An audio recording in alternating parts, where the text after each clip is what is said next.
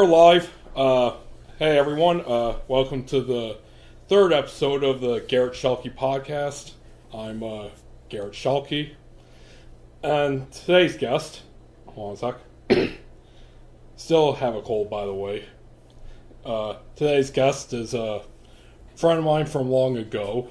Knew him at first here in Kalamazoo when I moved.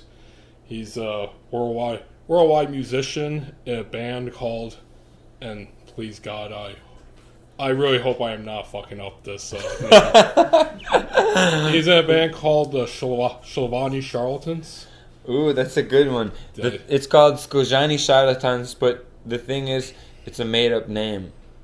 Well, and you can say it pretty much any way you can read it. So, how do you say it? Szkojani. I like that. Actually, the name comes from somebody fucking up our name. Because we used to be Szkojan, which means forest. I would like to get into that. But yeah.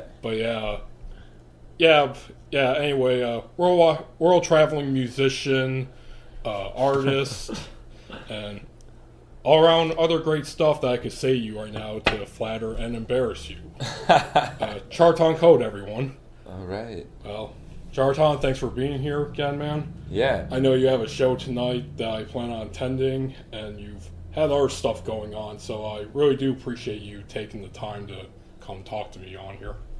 Cool. I'm always happy to meet with old friends and that are doing things like interviews, videos, whatever.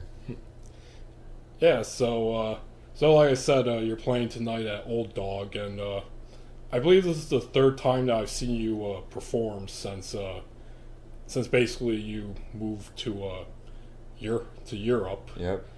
Like I remember the first time seeing you was actually back when I lived at Black Lodge, and I booked you. Mm-hmm. Back 2013 maybe. 2012, and 2012. Yeah, and that was before you were known as Charlatans. Exactly. What were you called beforehand? Oh yeah, I started to tell you we used to be Szkojan, which was because my accordionist was Swedish, and Szkojan means forest. So we got into this like simple name, just basically like really this minimalist name or something, and it kind of like infers wood and like old natural stuff or whatever. So we were into that, but then there's already this metal band called Szkojan, and then our second tour in the U.S. No, was it our first tour? Yeah, our first tour in the U.S. They made this big promotion for us in Cleveland at this it's called like Old World Wednesdays. They did every Wednesday like European music. So and then they had spelled our name instead of Szkojan, they spelled it like Szkojan. Oh. So we were like, whoa, we like that they misspelled it. And so then we made the spelling of Szkojan even more complicated by putting the Z in there and an accent on the A so that it looked more Hungarian. Well, to be completely truthful here, I actually used to pronounce it Szkojan. Yeah. Which kind of sounds like that one, was it chewing tobacco brand?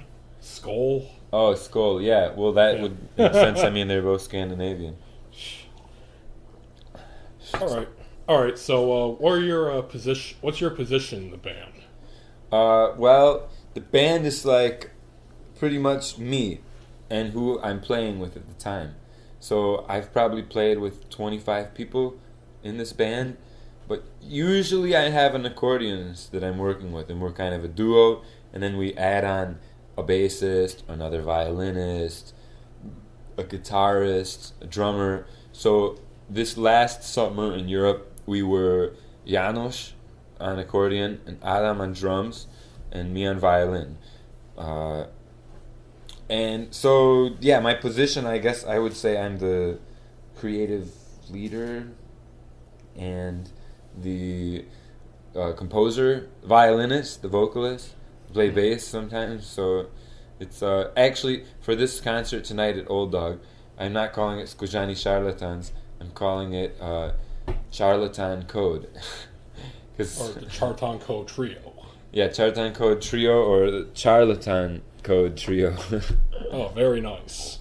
Just smashed them together. Yeah, it's like, well, I am the charlatan of the Szkojáni Charlatans. Yeah, let's see. You're playing tonight, and you're playing another date in Kalamazoo too, right? Yes, I'm playing Zaruna's on the 21st. That is Sunday.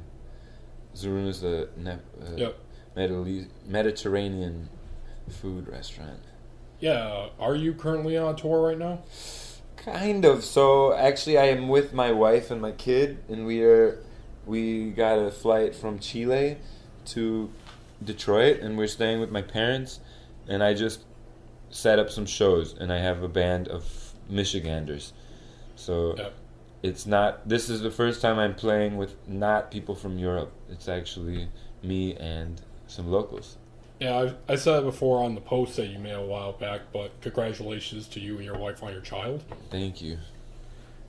All right, and wow, this is actually a huge story of yours since I have followed you since I met you, and since you moved. So maybe we should just start from the beginning, I guess. Sure.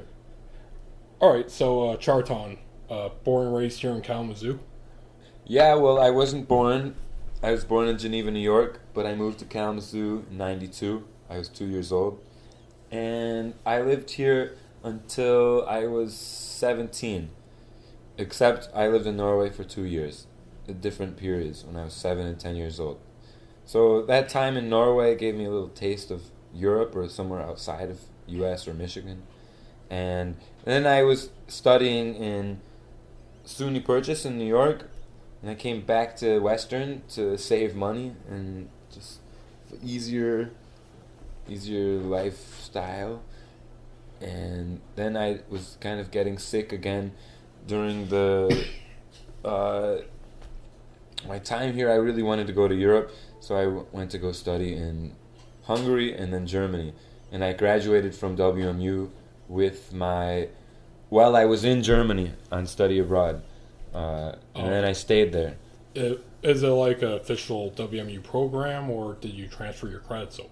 Yeah, so it was a partnership program, like an exchange program. So it's like one Western student goes to Germany and one German student comes to Western. Oh, okay. So it was, and I had to transfer the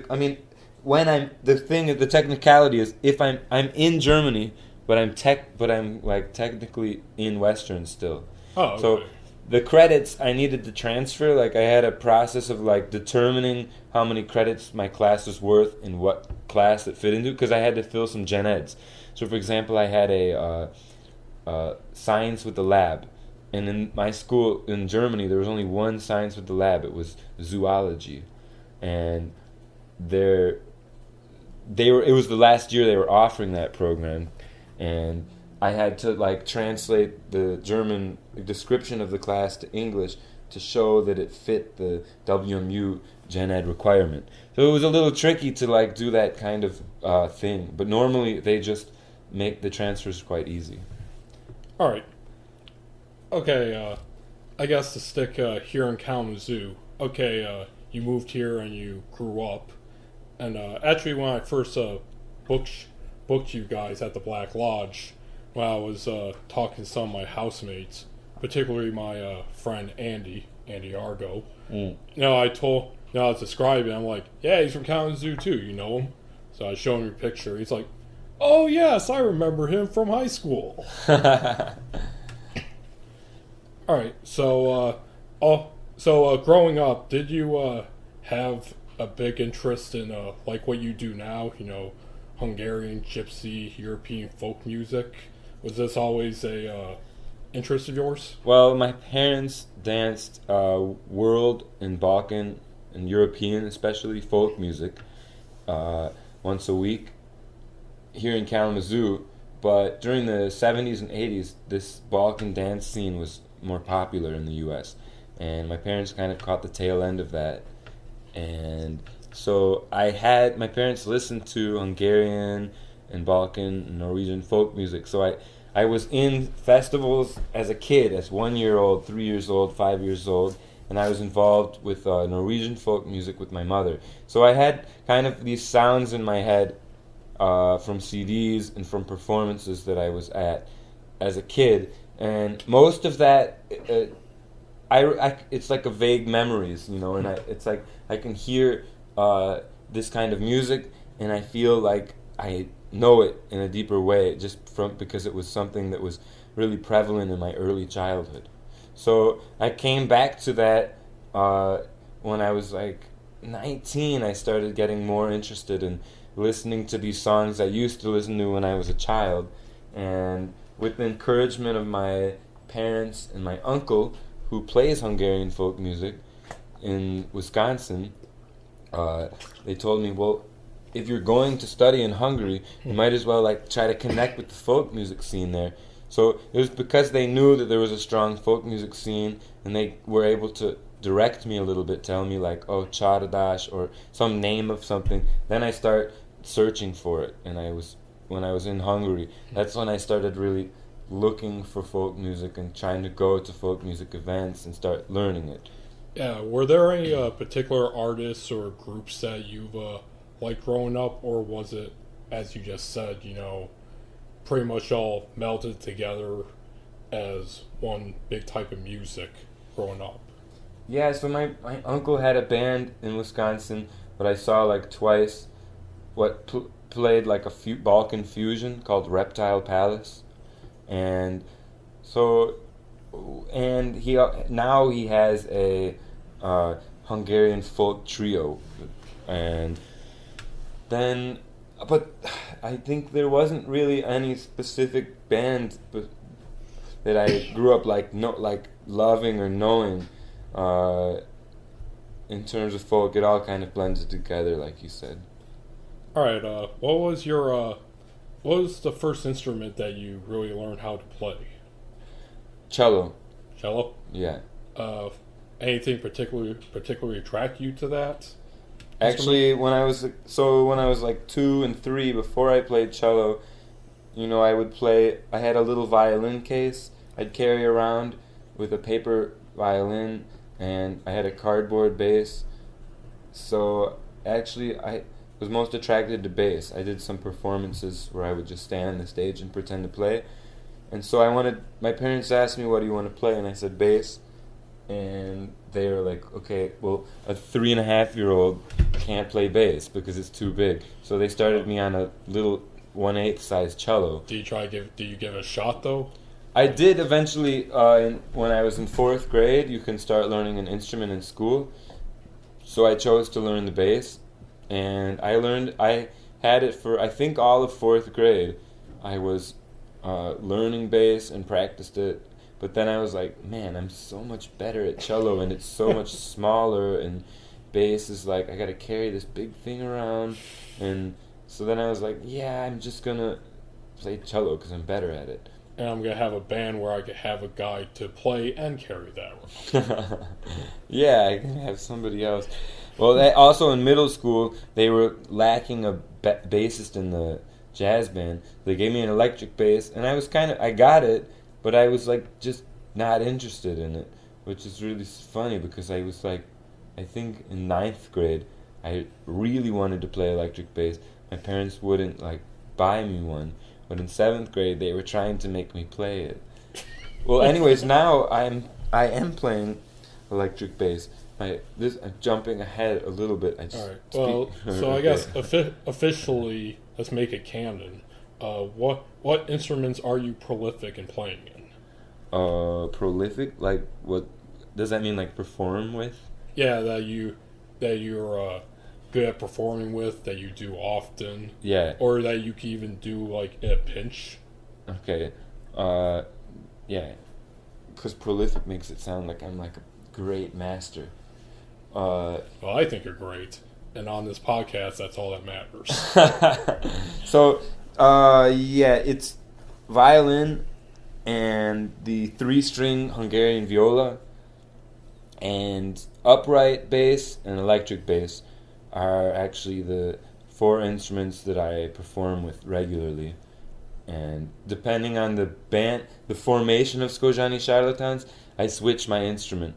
So this summer I was playing upright bass on the street because you're not allowed to have amplification, and because we had a guest violinist, so we didn't need we needed a bassist. But then when it's just accordion, then I switched to violin. and I mainly would perform with violin because it's kind of the most specific style-wise. I mean, you can get a bassist who plays jazz and show them the chords, and they can play the song with you because it's some notes and rhythms. But to get the style of the violin is the most difficult, so I end up needing to play violin most frequently. All right. Well, I guess before we get on to your adventures in Europe, I guess we should just finish up talking about Kalamazoo here. Yeah. Like I said, I first met you was back in 2009 in probably some show in the Vine neighborhood at the time. Yeah. And big things I remember you back then was the neo-shaman performances you were putting on. Mask a Day. God, there's one other. God, what was it? Let's see. Everyone, you can't see it because it's a podcast, but I actually do have a list of questions and info here because I am being somewhat professional. Good. But anyway, yeah, Neo Shaman, Mask a Day, and I know that you have particular interest in I honestly forget what it's called, but it's a type of teepee or a tent. Oh, yurt, the Yurt. Numide yurt, yeah. Yeah, I always wonder what did get you into all of these things in particular, since they're so far away. Well, I guess I wouldn't say so far away, but it is kind of different of how you are now. Yeah. Well, I can explain the link. I mean, so I was in 9th grade, my art teacher said, like, oh, you can be like an artist. And that was, I always would write in elementary school, what do you want to be when you grow up? Artist. And I was really into art. And music was like something that I just did, because my whole family does music. So it seemed like, well, I have to do something else. And so then I started doing painting and photography, and I was really into art. And as I started to smoke weed and like really want to like explore like the outer realms of thought, and also be kind of, I was starting to think that the world was really corrupted and polluted and fucked up, and we needed like other solutions outside of the norms what we have. I mean, I was like looking for extreme solutions, like assuming that we were going to have some kind of apocalypse and need to live in a like neo-primitive world where we like have to relearn how to farm. Like people who were working in offices either die or like learn how to hunt, or you know, like this like kind of extreme stuff was what I was thinking of, and I still kind of feel like that mostly, that we need to like come up with other solutions and like right now. Yeah. And then it's also like a lot of people want to work inside of the system, so this whole art stuff was like a quest to be like a famous artist and also like deal with these kind of problems that we have. So that's how I got into the neo-shamanism. I was like, we got a bunch of trash that we are creating. That's our main product of like a first world capitalist society. And I was thinking that primitives and natives had a lot of answers to life that we'd lost. So that's the neo-shaman, was to take like shamanic ideas of the world and then remake them to a modern society with using trash to build costumes or instruments and stuff. Yeah, when we first started like hanging out at house shows and that, I don't think it was the Neo Shaman project in particular, but I do remember you talking to me about shamanism, and for a while there I did call you Shaman. Like, that was my nickname. Yeah, I remember. Which looking back, I don't know whether you liked it or hated it. No, I kind of liked it. I mean, yeah, it was like, it was nice to you had come up with something to call me. But I'm basing this too on some past relationships where they'd gone awry, unfortunately, and one of the reasons I learned was like two of them is that I had nicknames for these former friends that they did not appreciate, but they didn't bring up until that moment. Yeah. So no, I did never have a problem with that. I mean, it was a good solution for calling me if you can't remember my weird, difficult name. Well, also, I asked you about Jim Morrison at the time, and you gave me a big lecture on how he was cool, but which was basically, well, he was cool, but he was essentially a failed shaman. That's what I said. I know it was, but yeah, that's really it for Kalamazoo. We hung out in the Vine neighborhood. We had a good time, made art, made love, all that great stuff. Yeah.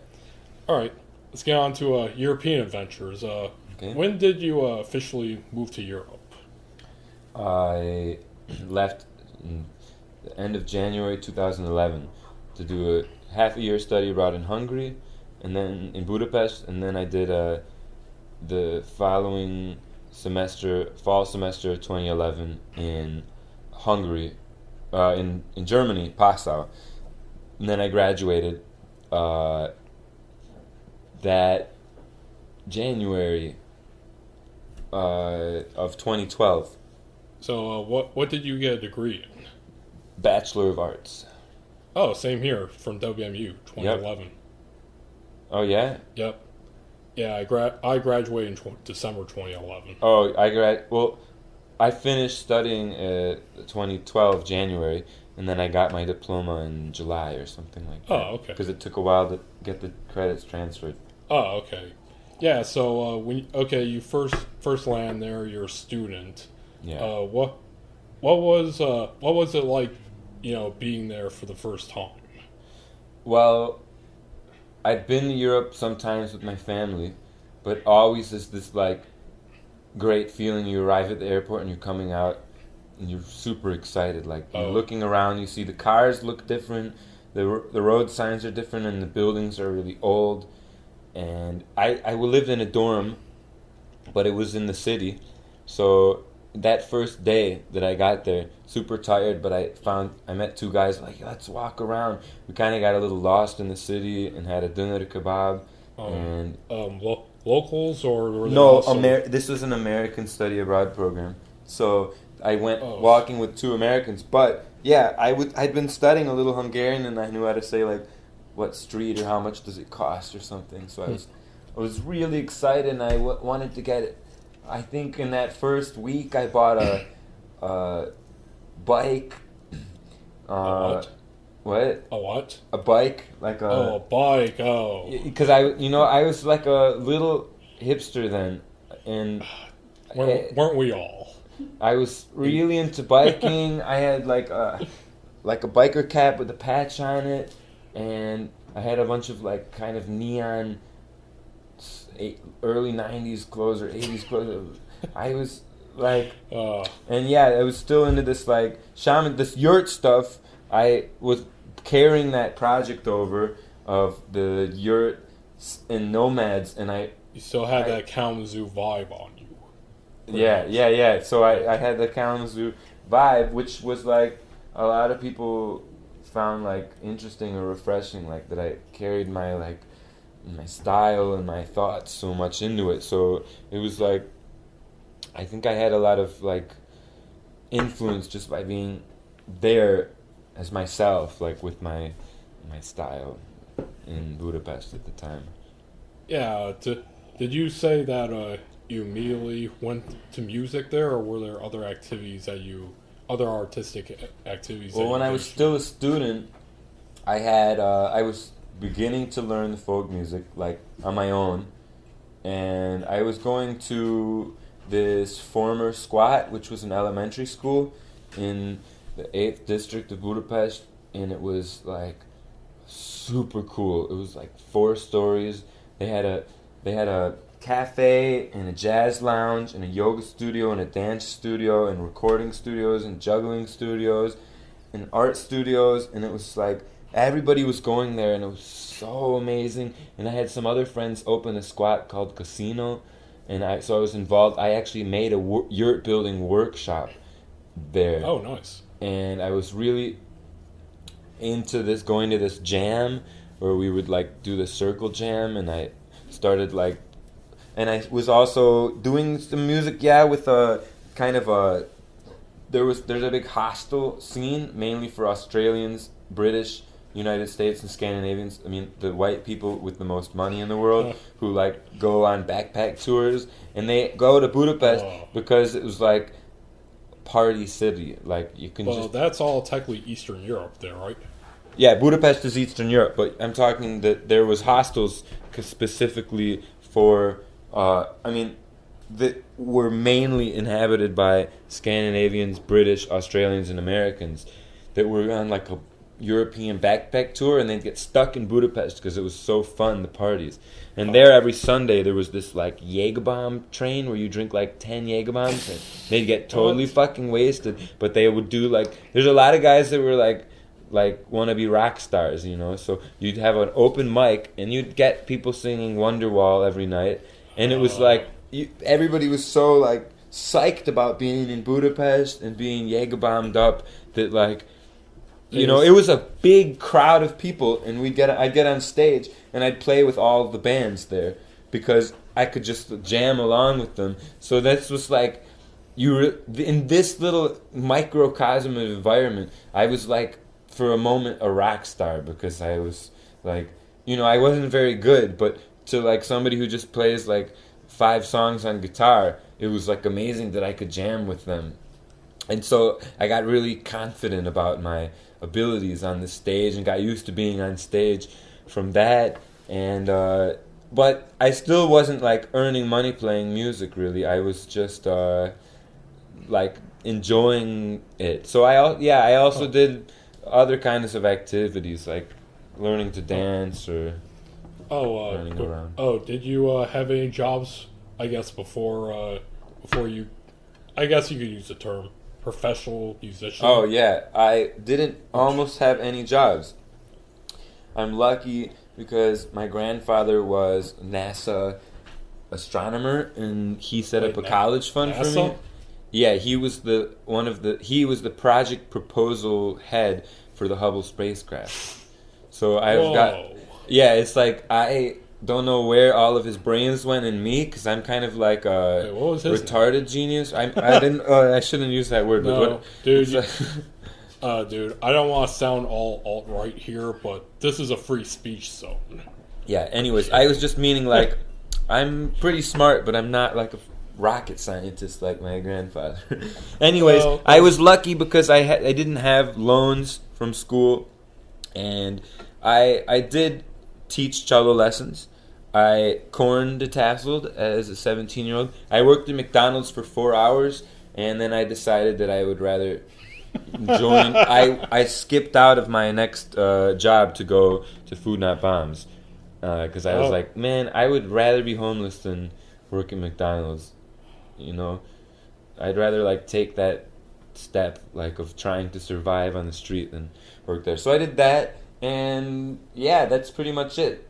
And then I was like, oh my god, I can make money playing music on the street, like, and survive off that. Because I was also into this like dumpsterism, freeganism kind of stuff, where it was where you don't need any money, but you do need money. I mean, if you want to do stuff. All right. Well, okay. The beginnings of the band. Okay. Yeah. How did that all start? Like, how did you meet your very first bandmates? Well, before Szkojáni was Polish Coffee. Before Polish Coffee was, I don't even remember the name. It was a band in my school in Germany, and that was like, I played in this band in my school in Germany. And we were doing some covers of Little Lion Man, and then we were like, let's do some more like swing covers. So we started doing some Billie Holiday, and this Brazilian guitarist to me, he called me one day, hey, I got an idea, let's go to these bars. So my first time going into the bar and asking if I could play for a tip, and they accepted it, and that was like when I knew, okay, this is what I'm going to do. So at that point I was writing my friend Laura Lackey from California, who had been in Budapest when I was there before, and she was coming back to visit her boyfriend in Hungary, and we were like, I got a friend working at Simple Kert, which is the most famous ruin bar there. He's in charge of the music, so let's set up a show with him. And they didn't really pay us, it was just for food, But we got this set list, and we were like, okay, you learn these songs, I learn these songs, and Polish Coffee was born with Laura Lackey and Robert Dakowitz, and some other people joined us for that first concert, and we played for about 9 months like this. And then... Wait, so were these like just straight up covers, or did you like... We were a swing band old time, so there was, at this point, no original music. Yeah. Oh, okay. It was a swing band, and we started introducing some folk music into our set. And, because actually, like, we were playing with Lulu, a violinist, and she was really interested in gypsy music. So the band started to get more folk music, and we started learning more and more, but we were basically a swing band. And this summer... The Polish Coffee was in Budapest, and I was living there. I hosted like 60 or 70 people on couch surfing. One of the guys was an accordionist, Johannes Olsen, and me and him, he started playing with Polish Coffee, but we already had an accordionist, so it was like, you don't really need two accordionists. So me and him started this separate project with Lulu, and it was like within 2 months we had recorded our first album, made a music video, and booked a tour in U.S., as a duo. Okay. All right, so... and that's when Szkojáni was born. Okay. All right, Szkojáni. I don't know, at the beginning of this interview, did you tell me the origin of that name? Yeah, I did. I said Szkojani means forest in Scandinavian, and it's because me and this accordionist were both Scandinavian. I mean, he's Swedish, and I speak Norwegian, so we were like bonding on that, and then I told you that the name changed 1 year later, because we were in Ohio and we got this name changed. I do remember a post you made about that. I think it was like, we decided to change our names because upon doing an internet search, we discovered like 100 black metal bands are calling themselves this. Yeah, exactly. There was like one band that had like more views on YouTube and more likes on Facebook, so we were like, well... any of these bands like contact you, be like, hey no, bro, it was, they're still... Actually, once in New York, I mentioned to somebody on the street the name of my band, and they were like, "Oh yeah, I know that band. You guys are from Norway, or no, from Sweden." And like, I listened to your music, and I was like, "No, it must be that death metal band that you're talking about." Yeah, you look very different than the guy in the skull face paint on the cover here. Alright, okay, you formed the band, you've recorded your first album, which is actually an EP. I still got that. Yeah. I think that's the one that you sold when I booked you for Black Lodge. Yeah, it was red, the red cover. Red, it had like the silhouette guy on the cover. And animals and stuff, yeah. Yep. For my count, you, on your Bandcamp, you guys got about 5 albums total. Yeah. 1 EP, 1 live album, and the rest are albums. For my count. Yeah, well, let's see. It's kind of like... They're kind of all EP-ish. I mean, because we haven't recorded in like a top-level studio. Well, wait. Wouldn't that still count as an album, though? Even though well, the first album was 12 tracks, and it was all recorded live. So it's kind of like not polished up. But, I don't know, 12 tracks would be an album. And then we have... the second one is only 7 tracks, so that's more like an EP, but that's our probably most polished album. So the sounds of are maybe the most crisp, or we have really in metronome, so it could be mixed when you're DJing. The third album is recorded in Brussels in a squat, and it's almost the same as the live album because they were from the same group of band. That's my most different album because it's no accordion. So I got a clarinet, a violin. I'm playing 3-string viola. We have a guitarron and 2 percussionists. And it's more Balkan and Turkish influence. And after that, my latest album that was released, Tapoši Čičkatans, is recorded in a squat in Switzerland, and it's with multi-tracking, and it's got a guitar and an accordion and a drum set. But the drum set is sometimes looped because he didn't have time to record with us. And it's almost all my original songs. So that's when I started playing my original songs. And I'm happy that I did it, but it's not like as good as I wanted it to be, because I really can hear in my head, or when we play it live sometimes, it's like getting this essence that we didn't fully get with this multi-tracking. and didn't have the resources to really get what we wanted. Well, how has online sales been? Well, I probably earn like $100 a year from online sales. So it's totally way better to have that online and make that money than not. But it's not like a income. It's just like, oh, I have money in my PayPal. Cool, I can order something now. All right, so okay, the band's formed. You have the album recorded. How long did it take for you guys to start world traveling for a tour? It was right away, like I said. And I was 9 months in Budapest after I graduated with Polish Coffee, and then in this was 2012 of October. In the end of October, we were like, okay, we recorded that first album, and then in November, we were making a music video. Maybe in the very end of November, it was snowing. We were freezing for that music video. And then we booked the tour, and we came to U.S. I think we spent Christmas with my parents of 2012. And then that tour really started in 2013. So maybe Black Lodge was just before Christmas or just after Christmas of 2012, I think. Yeah, I believe so. Yeah, so it was like once Szkojáni started as going on tour. And since the December of 2012, I've been like, I haven't spent more than 3 months in one place, except for now. My son is here, and now I've spent maybe 4 months in one place. All right, where throughout Europe have you guys? Oh, that is awesome! Thank you. That's exactly what this podcast needed. Yeah, it was a fart, by the way. If you didn't hear it, guys, it was by me, and I'm really sorry if you can smell it. Yeah, Kjartan Code, everyone. Seem tonight, old talk. And smell. Indeed, Zachary Elmblad. Indeed. Okay, so where have you guys all toured throughout Europe? Like, were there any countries or cities where you've gone to more than most? Right now, the big bucks are in Switzerland. So I've been spending the last 2 summers mainly in Switzerland. But before that, I made a documentary this summer in Romania, in Hungary. And I played a festival in Serbia and a wedding in Austria.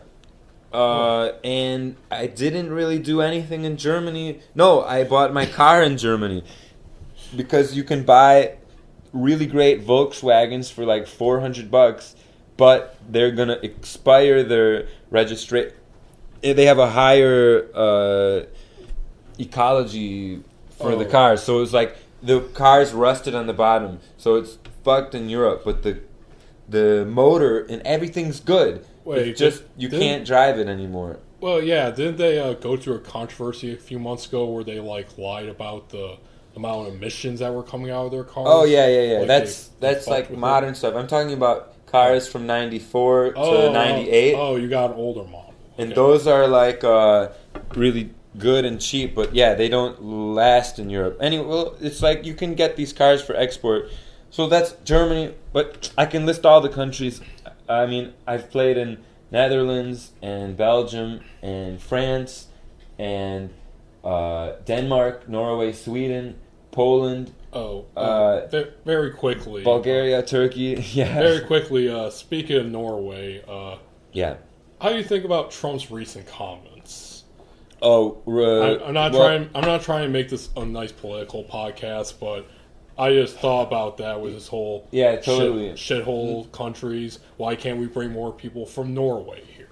Well, that all came because the day before he met with the Norwegian Prime Minister, who's was talking about how Norway's energy is 98% hydrothermal, I believe, and Trump was like, "Yeah, we really respect that, and we hope to see a lot of that here in the U.S." And it was like, aren't you like against green energy or whatever? And so like it just this last week in politics with Trump has been like seeing him just kind of agreeing with whoever he's talking to. Looks like I'm actually starting to feel like sorry for Trump, like, which is crazy because like you should like hate Trump but now I'm just seeing him. He looks like he's like going crazy and he's tired of this shit. Yeah. Which is like, you shouldn't have got into it in the first place, dude. But it's like I'm trying to like not feel bad for him. I mean, but it looked like if you didn't have any of the history of this stuff, then you're starting to even like feel bad, which is horrible for this kind of like. Well, whenever he makes like a nice comment, like the shithole country one, I immediately think in my head, God, can you not be a fucking meme for like 1 minute? Yeah. Pretty much.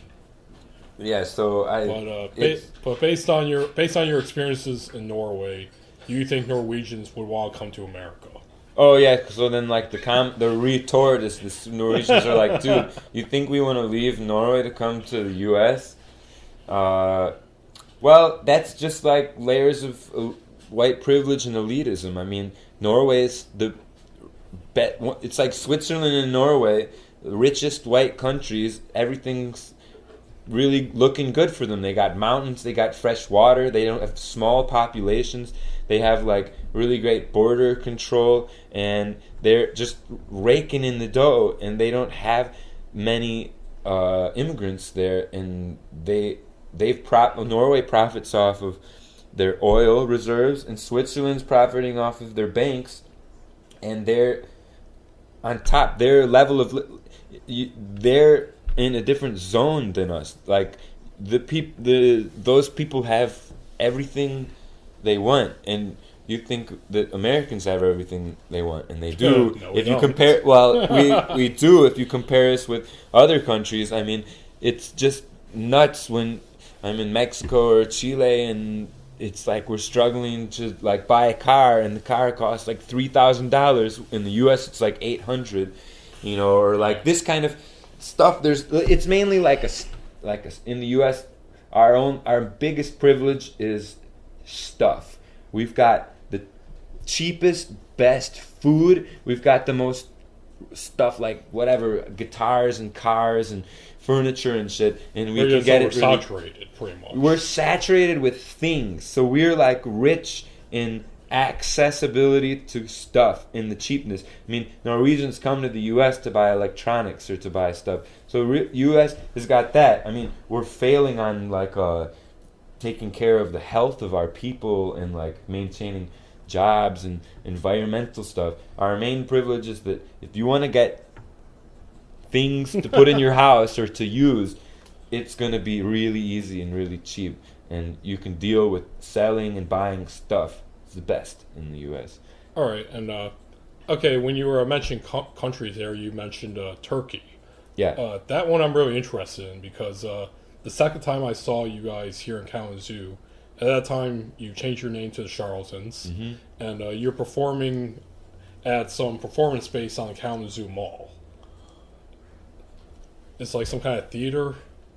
Oh yeah, that was the Kalamazoo Piano Company, which was formerly like 413. It was a theater space, and then it was the Kalamazoo Piano Company. That was a super beautiful place, and sold a bunch of hats, and a lot of people came out. Yeah, well, yeah, you didn't really. You were about to perform, so we didn't really have much time to talk then. Mm. But when you were mentioned in Turkey, and you had pics on your Facebook page, I believe this was the beginning of the Syrian refugee crisis. Oh yeah, I even mentioned that in the performance. I mean, just before I came back to the U.S., I was in Hungary when the Syrian and other refugees from like Kazakh and Iran and Iraq, from Iraq and Afghanistan had made it into the EU across the Schengen border. And I was really involved, and not really involved, but I saw the process of that because the Syrian crisis had happened 2 years before, and you saw the first refugees coming to Turkey and Istanbul. You saw people with more wealthy parents that were able to get them out before the conflict, and they were going to school in Istanbul. You had people getting jobs, learning Turkish, integrating, because the Turkish society is really good for integrating. If you can learn Turkish and you're from Arabic countries, or if you're from European countries, Turkey is like really accepting of people joining the Turkish society. I mean, the Ottoman Empire was in a lot of places, so they're kind of really nationalist and proud of Turkey. And I was just thinking about that the other day. There's like, they have a bigger stakes because Turkey's kind of with Europe and they're kind of with Asia, but they're kind of like their own big power. So they rely a lot on the people being like proud Turkish people to like hold up the strength of their country in economics or military or whatever. And they have fear because they're in the border of the conflict. But there's a lot of like hope and pride in the Turkish people. So you had the Syrians really mixing well there, and Turkey has a Muslim population. It's a lot of people who are not Muslim, and that are kind of nothing, but like Scandinavia, it's like Muslim is the general, and you hear like mosques in the air, but it's pretty, especially in the capital, Istanbul, and in Izmir, it's like very Western. But then I was in Bulgaria, and there had been a kid, he was a black belt, he was 17 years old in karate, he was the third best in Syria in his age group, and he'd escaped by foot into Turkey, and then he'd crossed the border also by foot into Bulgaria with just his cell phone, like with Google Maps. Oh, wait, so he had internet on his phone? I don't know. I mean, I'm sure it was... I don't think he had... Maybe he got a Turkish card and he was able to have internet. Okay. I don't know. I didn't know the specifics. I just imagined, it's kind of like being on the Underground Railroad. There's a lot of people who want to help you, but you're also kind of being... There's a lot of people who are against you, like who want to report you, and there's people who are looking for you to cross the border. So you have to like find... You're like probably quite psychologically traumatized from like witnessing horrible events, and you're also like feeling on the run. And if you're just... There was a lot of these like 17 to 22-year-old guys who were just like on solo missions to get into Europe. Like they were like, they'd meet, charge their phones, try to figure out a way, and you have them crossing the borders, and they're just like pretty much alone, and their families like back in Syria, or some of them have like some family members who escaped to other countries, or they don't know. And so this kid had been like tried to cross to Serbia and caught by the Bulgarian police before he got there. Because once you cross the border, then suddenly you are the problem of that country. So the whole point is to try to catch you before you cross the border. So there was like he was in basically a kind of like a boys' prison, or kind of like a camp with tents, and you're not in prison because you're not serving a sentence, but you're not allowed to leave. A refugee camp. It was a refugee camp, but you're like it's kind of like prison because you have like paperwork, and you need to see like a kind of like a counselor who determines if you're ready to like go be a pseudo legal or illegal guy. So he was for like 9 months in this camp, and then he tried to cross the border again, and he was caught, and he spent another few months. So he tried to escape. He tried twice to go to Serbia, and because everybody thinks if they get into Serbia, then they can get into Hungary, and once you're in Hungary, you're free to go in anywhere in Europe, and then you can go to London or Germany and try to get benefits and live there as like a person, like try to find a job. And was this did you guys know? Did you know this guy personally, or was this a story that you heard? No, I knew him personally because he was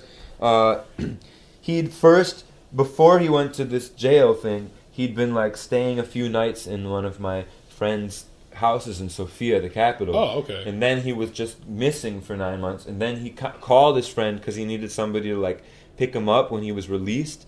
And so then he was staying again there, and he stayed for a while, but then finally he was like, well, he doesn't really speak so well English, doesn't speak Bulgarian, and he's kind of just like, I don't want to just stay in this guy's house all this time, So he was like, finally, I think they saw him sleeping on the street later, it's quite hard to decide what to do, but everybody had this dream to go to Europe. into mainland Europe. So I saw like Syrian refugees in Turkey. You have ones that were like integrating, but you had also a lot of ones living on the streets. So Turkey had a problem. So suddenly you have countries that are getting a concentration of immigrants that don't want to deal with the extreme amount, and they're like, okay, well, we're just gonna not really catch them when they cross the border. So they got into. Finally, there was this pileup of refugees in Serbia, and the European Union was putting big pressure, like, Serbia, do not let these immigrants in, because once they cross into Hungary, they're free to go anywhere, because there's no borders after Hungary. Hungary's the border between the Schengen zone. So you had, like, in the border towns of Serbia, all these immigrants, and people are starting to get, like, sick of them and racist and stuff, because they're just crowding everywhere on the streets and trying to cross the border and getting caught. And finally, there was just this, like, Serbia kind of gave up. They just were like, you know what? You were not part of the EU. We don't get any money from you guys. We're spending our own money from we're like a poor nation. We don't really want to put any more resources to, like, keeping these guys out of your fucking EU, what we're not part of. And so they were just crossing, and my friend lives in southern Hungary, and he was hitchhiking at the time. He got a ride back from Vienna from this guy with, like, a car with no license plate, and it was all the seats were gutted, and he packed maybe like 10 immigrants in this car and just drove through a field. Wait, what kind of car was this? I don't know. It was like a normal car. I don't know what kind of car. Normal size car. Normal size 5-passenger car, but with all the seats removed. So he'd been able to pack, and he was like, it was 1,000 euros per person, and he would just drive like 90 miles an hour through the grass field into Hungary and bring them and drop. How much is 1,000 euros? It's like $1,200. Oh, okay. And then he was like, would drop them and they'd switch to another car and then drive to Vienna or Budapest. That was his deal. So my friend was getting a ride back from Vienna from this guy who was blasted wasted, drinking vodka, driving like super fucking fast. And in Vienna, in Austria, they have cameras on all the highways. So like every 20 kilometers, you get a $20 ticket if you're speeding. So, but this guy would just cover his face. In Serbia, he was like, man, I'm never going to do this again. So he's just covering his face when the camera's coming and just whipping through Hungary. And my friend is like, holy fuck, I'm going to die. He's sitting in the car. Like, so this guy is just drunk, frequently covering his face. He has no license plates on his car. And he's just ripping it because I think he's probably high on cocaine because he just made like $20,000 like transporting these guys, and he was like, and then they would cross back into Serbia and burn the car, and it was over. And he was like, and in Serbia, $20,000 is like a fucking good house. Yeah, you know? I can only imagine. So it was like a risk of the lifetime, and then you're like, oh fuck, man, I'm a rich guy now. Dude, that's intense. That was what was going on then. But I was at the train station in Kjarty in Budapest when they were like piling up there. And the Hungarians were making all this racist propaganda, we don't want immigrants, but the immigrants were like, we don't want to live here. We want to go to Germany or London. Was that one of the pictures I saw on Facebook? Exactly, that's the picture. And I think it's you and one of your bandmates, just standing there like in the middle, just surrounded by people. Yeah. Can we pause it? I gotta go to the bathroom real quick. Okay, yeah. Is that okay? Yeah, I'll just cut that. I'll just cut this part out. I'm actually getting really good at editing. Okay, cool. I'll just be right there. Where is the bathroom? You just follow the hallway down to the right. There's signs on the ceiling. Yep.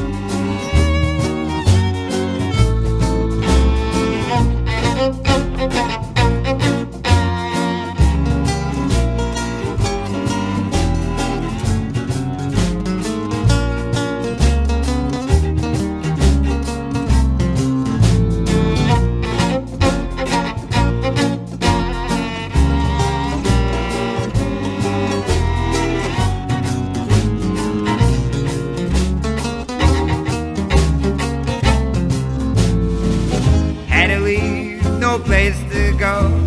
Far from my home, where can I go? 'Cause I'm just wondering. Give me your visa now. I made a wish, I had to go. Damn, I'm destined for this road, 'cause I'm so lost and need someone for now.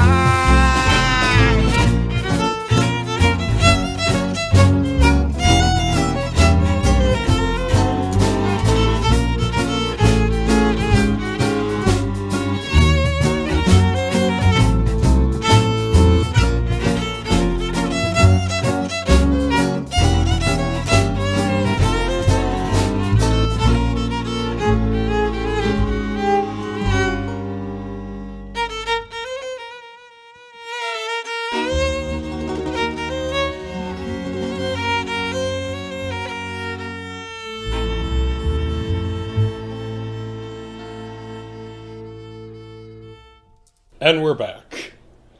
Alright, so those were your adventures in Europe.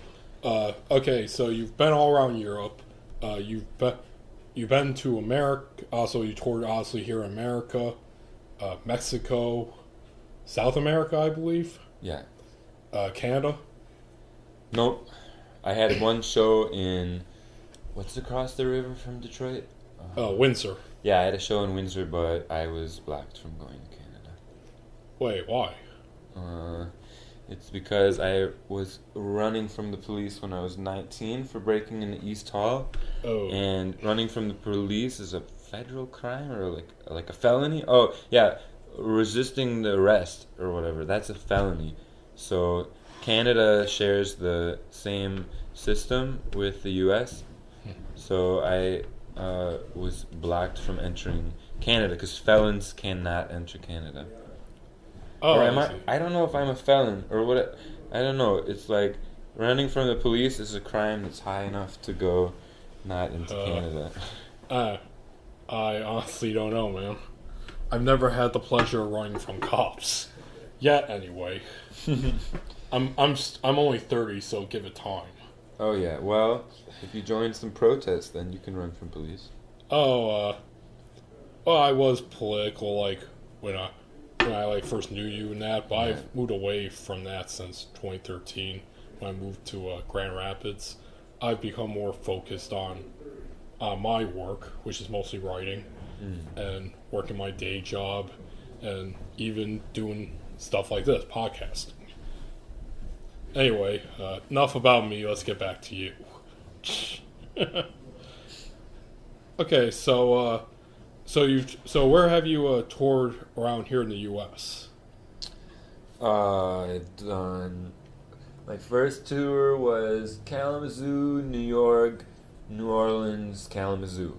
My second tour was New York, New Orleans, Los Angeles, Seattle. And my third tour was Miami, New Orleans, Kalamazoo, New York, New Orleans, Mexico. How's touring the U.S. compared to touring in Europe? Bigger distances, the same language, and more house shows. So in Europe, you're playing more bars and clubs and concert halls, spaces. Yeah, Europe. I was doing my first tours in Europe were with train and bus and hitchhiking, and playing in restaurants and bars. Now, I don't really tour so much. I mainly play in the streets and in front of restaurants, and then I get hired for private events like birthday parties and weddings. And then I have a few gigs in bars and a few gigs in